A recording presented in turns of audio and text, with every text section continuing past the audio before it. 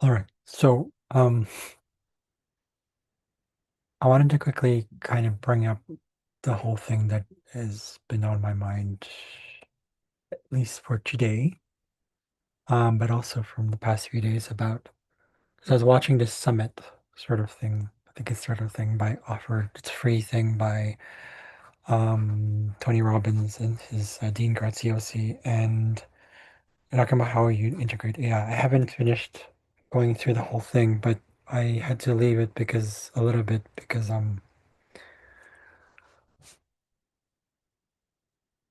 there's this thing about the shift that's happening right now, where with the South Node in Virgo, and this is significant because Chiron is a ruling planet, one of the ruling planets for Virgo.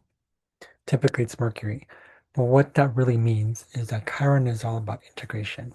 And to me, that's simple enough to go into the whole integrated thing that's, what did you want to talk about, but tying this specifically to where we're headed, not necessarily per se like AI itself, but how, you know, when I was watching it, and then when I was in the summit or something like that, and then I felt like I had to leave it for a second, or at least leave it completely. I don't know yet, but I had this thing where it just popped up in my YouTube feed about how, um, and this isn't in a way to be fear-based at all, but it like how Teal Swan talks about, because it popped up and it was like she was an interview about her. It's an older video, but there's another one that was a newer video. But the point is that we're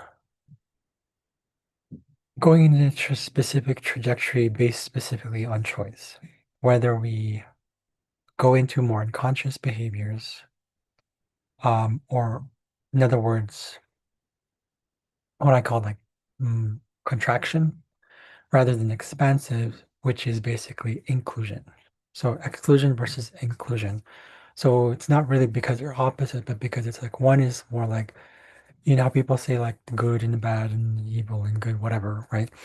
That has more to do with, are we actually learning from that stuff? The beautiful thing that Teal Swan said in one of the videos that I just saw today, she said that we are basically essentially here to experience contrast in order to expand. Because that's how you fragment. When something fragments, right? Sometimes we as humans believe this. We have this perception that when something fragments and something falls apart, something breaks off, we replace it instead of saying, let's put it back together, but learn the fact that it's like we can put it back together and it's a little bit better now. Same thing, same kind of analogy we have with, when we experience trauma. We feel like we have to get rid of the traumatic experience in order to feel good. And she talks about how she was posed by the question by this person from Norway.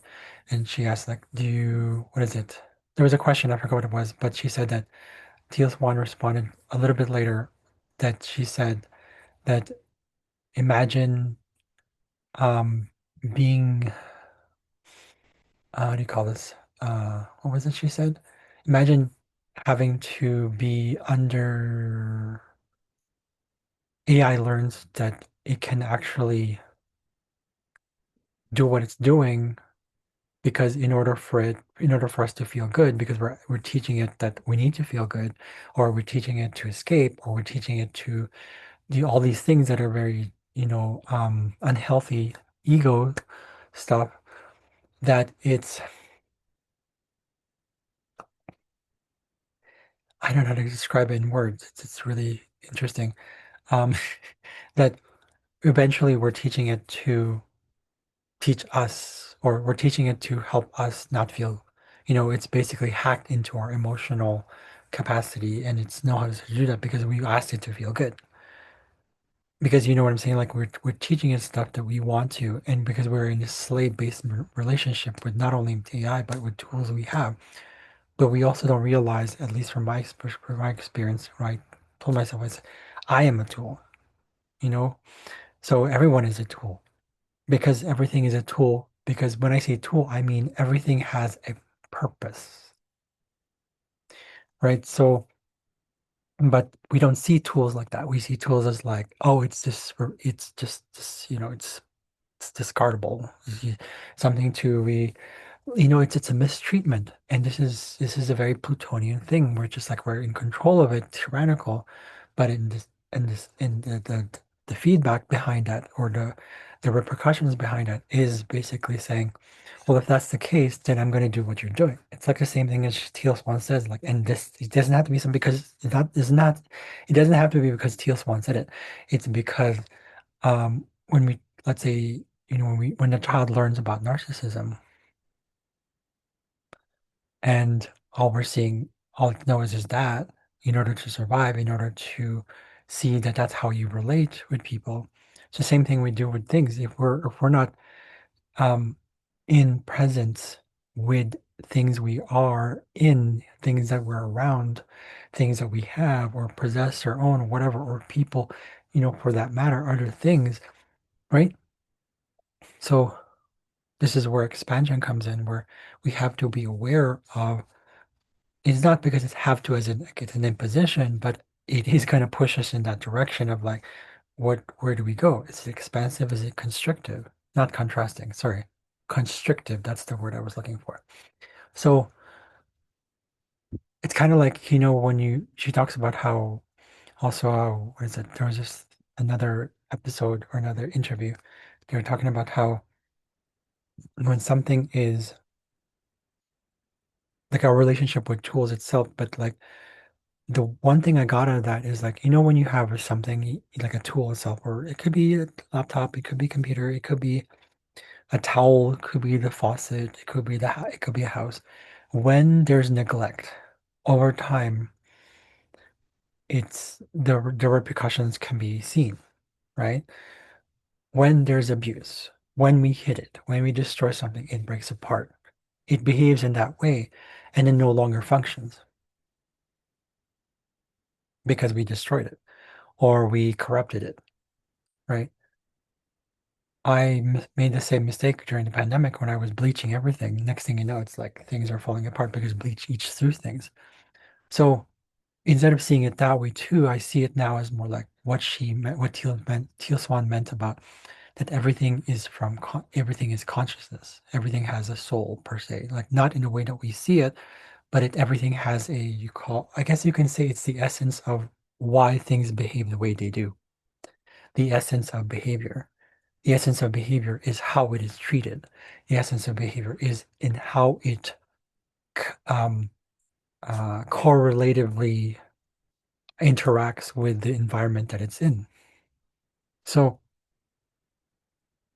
when like a water bottle, for example, something simple as a water bottle, for example, is not washed, what happens? Builds up.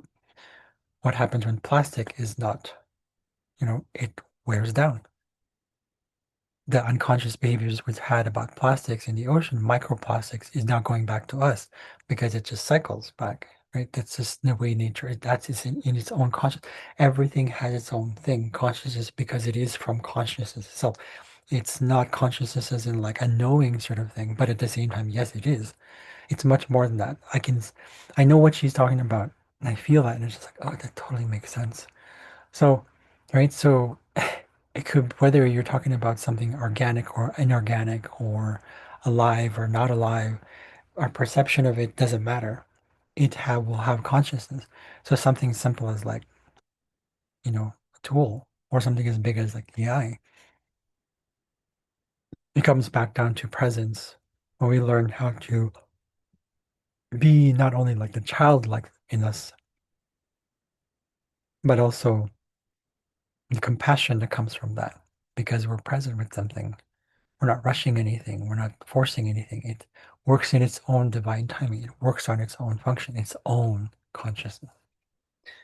So thank you for watching. That's it for today.